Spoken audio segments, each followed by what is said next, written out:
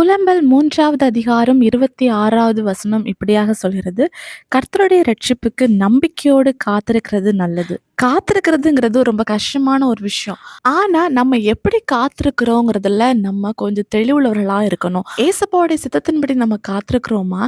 இல்ல ஏசப்பாக்கு சித்தமே இல்லாத ஒரு விஷயத்துக்காக நம்ம ரொம்ப நாள் காத்திருக்கிறோமாங்கிறதுல நம்ம தெளிவுள்ளவர்களா காணப்படணும். எப்படி ஆண்டவருடைய சித்தத்த நம்ம காத்திருக்கிறதுல அறிந்து கொள்றதுன்னு பார்க்கும்போது, நம்ம காத்திருக்கிற அந்த விஷயத்த குறித்து ஆண்டவர் நம்மகிட்ட நம்ம காத்திருக்கிற காரியத்துல அற்புதம் செய்வேன்னு சொல்லிட்டு வாக்குத்தத்தம் கொடுத்திருப்பாங்க. அப்போ ஏசப்பா நமக்கு பண்ண போறத நினைச்சு நம்பிக்கையோட விசுவாசத்தோட நம்ம காத்திருக்கும் போது ஆண்டவர் நம்ம காத்திருக்கிற காரியத்துல அற்புதம் செய்வாங்க. ஒரு காத்திருக்கிற பீரியட்ல எப்படி ஒரு கழுகுக்கு ஒரு பலன் வந்து தன்னுடைய செட்டைகளை அடிச்சு உயர எழும்புமோ, அதே மாதிரி ஆண்டவர் நமக்கும் நம்ம காத்திருக்கிற இந்த காலகட்டத்துல ஒரு புதிய பலனை தந்து நம்மளையும் கழுகு மாதிரி செட்டைகளை விரித்து உயர எழும்புறதுக்கான பலனை தருவாரு. அதுவரை ஆண்டவருடைய ரட்சிப்புக்கும் அவர் செய்ய போற அற்புதத்துக்கும் அதிசயத்துக்கும் நீங்க நம்பிக்கையோடு விசுவாசத்தோடு காத்திருக்கும் போது ஆண்டவர் உங்க வாழ்க்கையில பெரிய அற்புதம் செய்வாங்க. விசுவாசிங்க, அற்புதங்களை எதிர்பாருங்க. இயேசு கிறிஸ்துவின் நாமத்தில் ஆமென்.